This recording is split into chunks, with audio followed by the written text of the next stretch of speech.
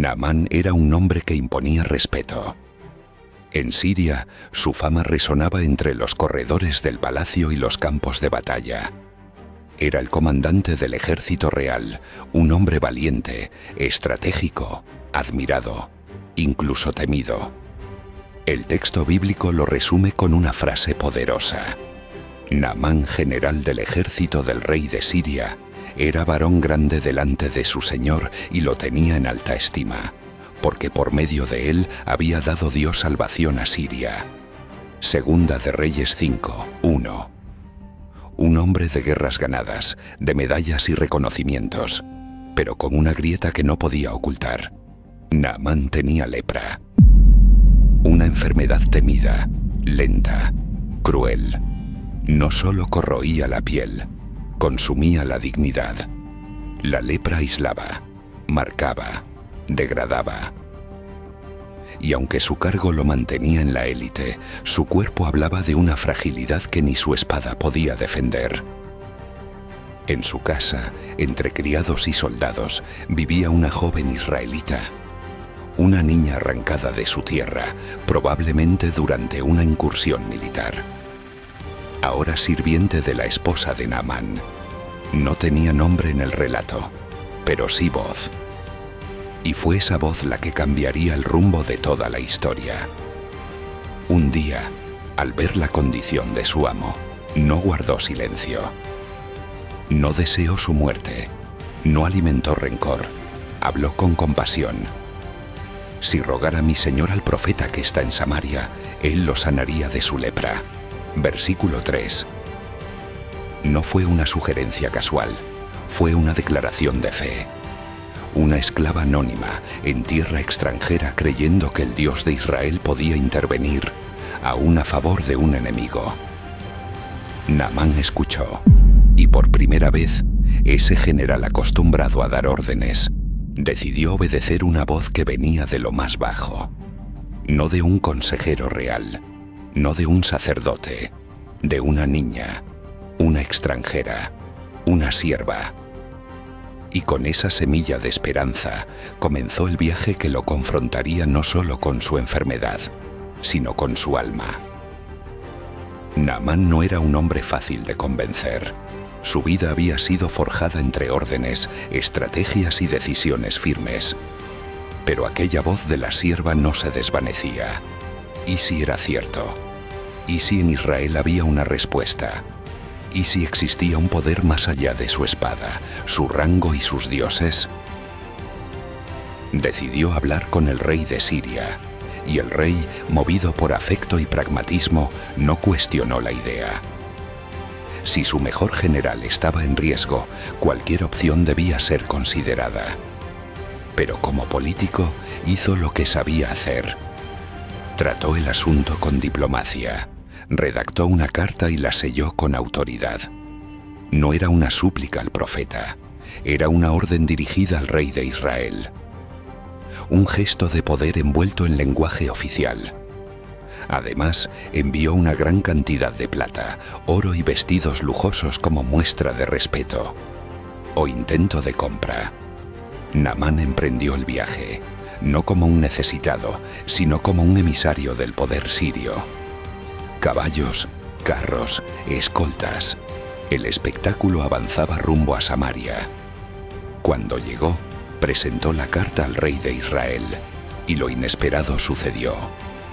El rey se escandalizó, rasgó sus vestiduras y exclamó con temor: «¿Soy yo Dios que mate y dé vida, para que éste envíe a mí a que sane a un hombre de su lepra?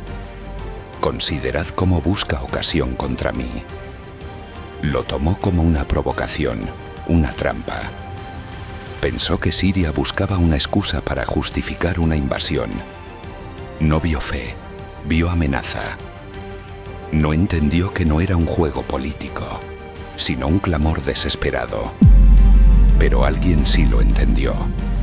Desde otro rincón de Israel, el profeta Eliseo escuchó lo ocurrido y con calma, sin temor, envió un mensaje simple. ¿Por qué te has rasgado las vestiduras? Venga ahora a mí y sabrá que hay profeta en Israel. No se trataba de protocolos reales.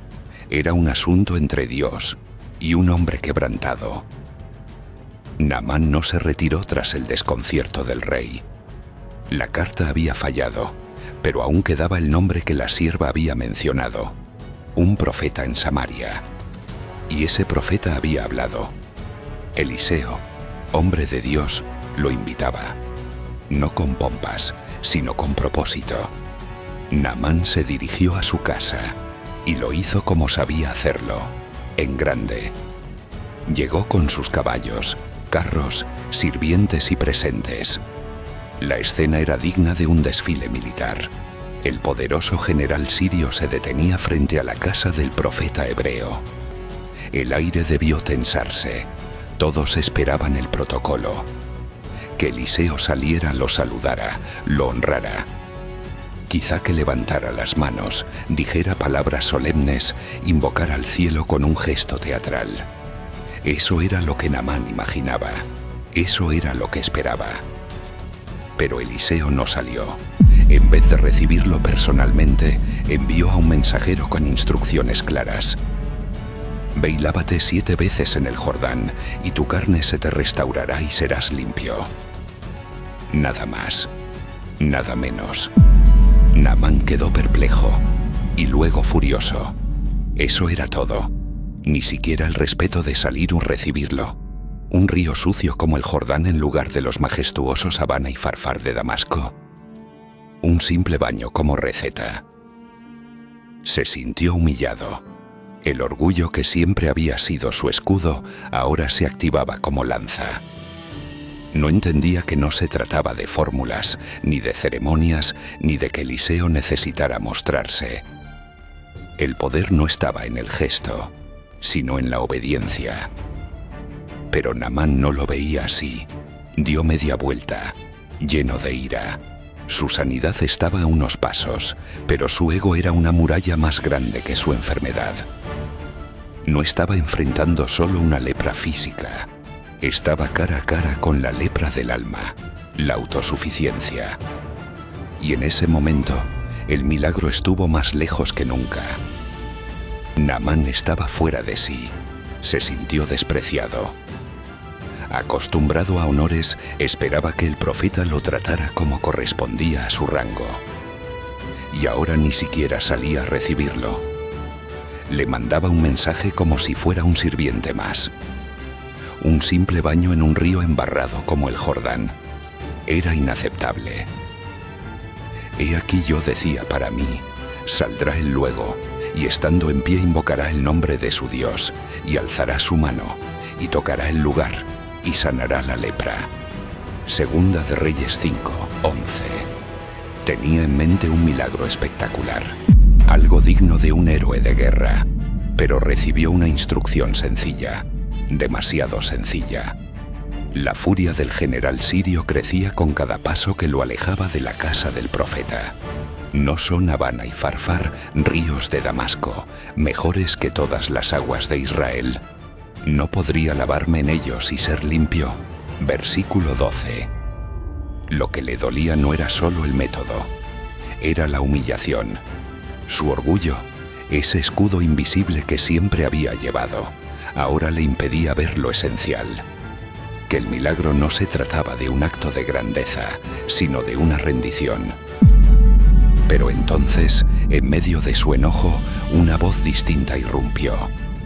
Fueron sus propios siervos, los que siempre habían caminado detrás de él, quienes se atrevieron a acercarse y hablarle con respeto y sabiduría. Padre mío, si el profeta te mandara alguna gran cosa, ¿no la harías? Cuanto más diciéndote, lávate y serás limpio. Versículo 13. Naamán se detuvo. El eco de sus palabras retumbó en su mente. Si la orden hubiera sido difícil, se habría lanzado con honor. Pero esto era simple, y lo simple lo desarmaba. La voz de sus siervos no fue un reproche, fue un llamado a la cordura, a la humildad, a la fe. Naamán respiró hondo. Su orgullo le gritaba que volviera a casa, pero algo más profundo lo empujaba al Jordán. No sabía si sería sanado, Solo sabía que había llegado al borde de su resistencia y debía dar un paso hacia la obediencia. Naamán descendió al Jordán, no solo físicamente, sino en su interior. Cada paso hacia el río era un golpe al orgullo, un acto de renuncia. Se quitó la coraza, el símbolo de su autoridad militar. Dejó a un lado su manto, sus medallas, todo lo que hablaba de su poder. Se quedó con lo que realmente era, un hombre enfermo, necesitado de gracia.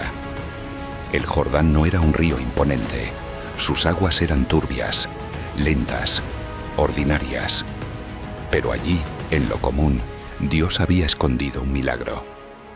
Naamán se sumergió una vez, nada ocurrió. 2 veces, 3, 4, aún nada. Cada inmersión era un acto de fe, una lucha contra la duda. ¿Y si no pasaba nada? ¿Y si lo estaban humillando? ¿Y si regresaba igual o peor? 5 veces, 6 veces. El agua goteaba por su rostro, por sus heridas, por su corazón endurecido. Y entonces, la 7ª vez, Naamán emergió y su piel estaba limpia. No solo restaurada, sino como la de un niño. Su carne no mostraba cicatriz alguna, ni rastro de lepra. Era como si el tiempo hubiera retrocedido, como si la enfermedad nunca hubiera existido. Su cuerpo fue renovado, pero más aún, su espíritu.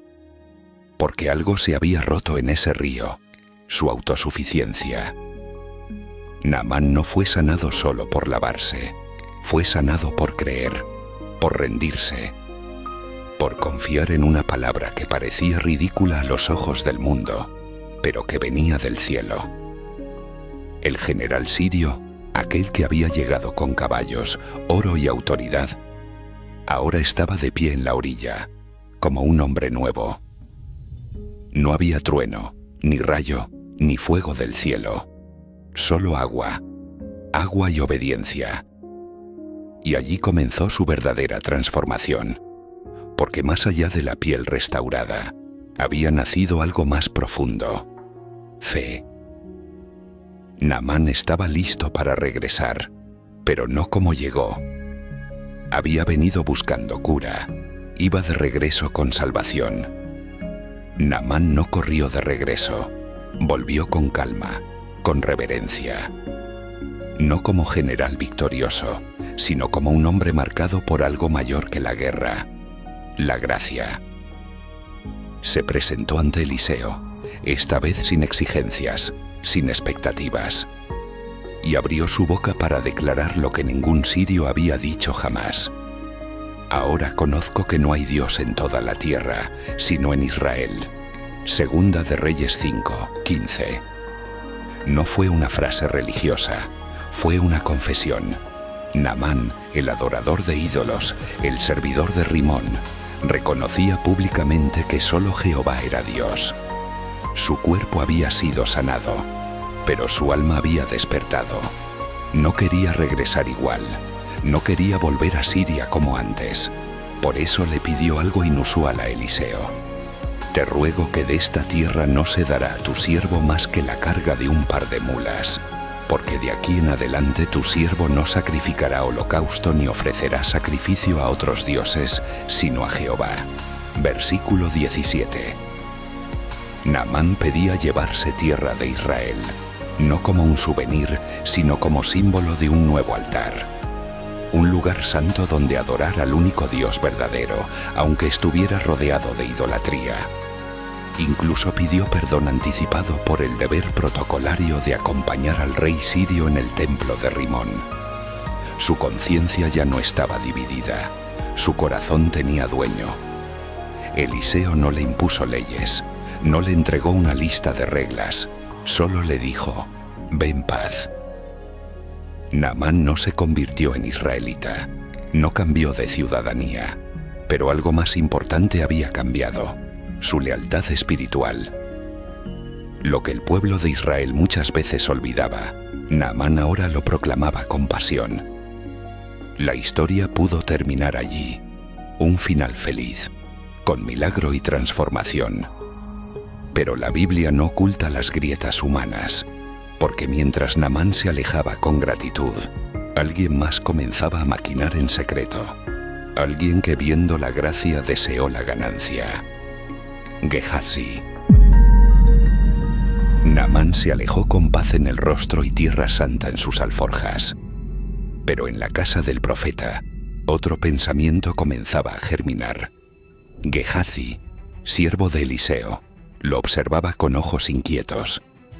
No podía creer lo que acababa de presenciar. Naamán, un extranjero, había sido sanado y se iba sin dejar nada a cambio. Había traído oro, plata, vestidos, y Eliseo no había tomado ni una prenda. Gehazi no lo soportó. No entendía que la gracia no se cobra, que el poder de Dios no está en venta, que la sanidad no era una transacción, sino un acto de misericordia. Pero su corazón ya estaba atrapado, no por la lepra, sino por la codicia. Vive Jehová, que correré yo tras él, y tomaré de él alguna cosa. Segunda de Reyes 5, 20. Salió apresurado, mintiendo con palabras bien calculadas.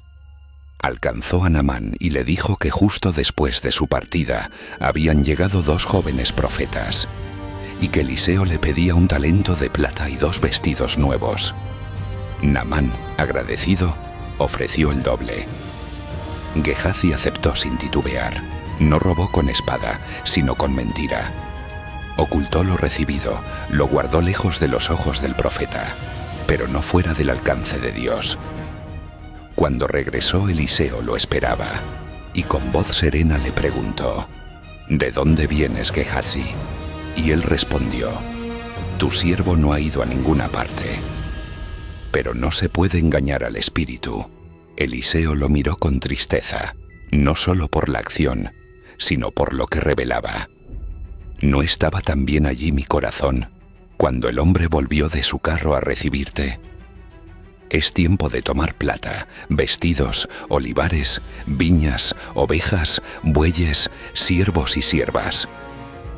La codicia no era solo un desliz, era una traición al corazón del mensaje. Naamán había sido sanado por gracia, y Gehazi había querido lucrar con ella. Eliseo no alzó la voz, no necesitó gestos teatrales. La verdad ya había sido expuesta. Y entonces, con la solemnidad de un juicio divino, pronunció las palabras que sellarían el destino de Gehazi. La lepra de Naamán se te pegará a ti y a tu descendencia para siempre. Segunda de Reyes 5:27. Fue instantáneo. Gehazi salió de la presencia del profeta, y su piel comenzó a cambiar. No de gloria como la de Naamán, sino de vergüenza. Blanca como la nieve marcada por el castigo. Lo que Naamán había dejado atrás por fe, Gehazi lo heredaba por codicia. La escena es brutal, no porque Dios castigue sin misericordia, sino porque demuestra que no se puede jugar con la gracia. La lepra no era solo una enfermedad, era símbolo de algo más profundo, una corrupción del alma. Naamán fue sanado cuando se humilló. Gehazi fue manchado cuando ambicionó. Y así termina esta historia, con un contraste que golpea fuerte. El extranjero fue restaurado, el siervo corrompido. El pagano fue purificado, el que vivía junto al profeta fue desechado, no por raza, no por rango, sino por el corazón. Naamán no era del pueblo de Dios, pero respondió con fe. Gehazi vivía cerca del hombre de Dios, pero su alma estaba lejos. La verdadera lepra no estaba en la piel, sino en el orgullo, en el ego, en la avaricia. El Dios de Israel demostró que su misericordia no tiene fronteras, que puede tocar a un general sirio como a una niña esclava, que puede hablar por medio de los humildes y resistir a los soberbios, que la salvación no se hereda, se cree. Naamán regresó a Siria como testigo viviente del poder de un Dios que sana, transforma y no hace acepción de personas. Y su historia quedó grabada como una advertencia. No todos los que caminan cerca de lo sagrado entienden lo santo. Si esta historia te sorprendió, te marcó, no te la guardes. Compártela.